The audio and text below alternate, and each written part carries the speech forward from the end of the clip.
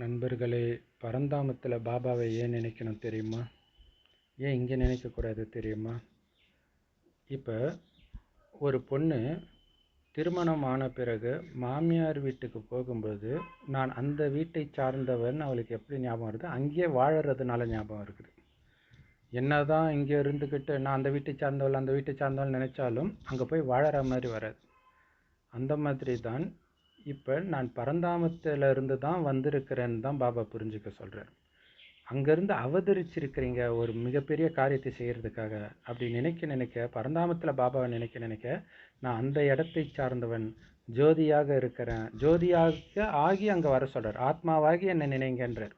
அப்படி நினைக்க அதுதான் என்னுடைய உண்மையான குணம், அதுதான் என்னுடைய உண்மையான வீடு, அவர் தான் என்னுடைய உண்மையான அப்பா.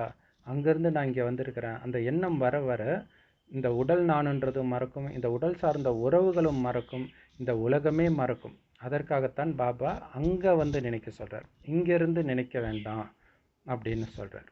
ஓம் சாந்தி.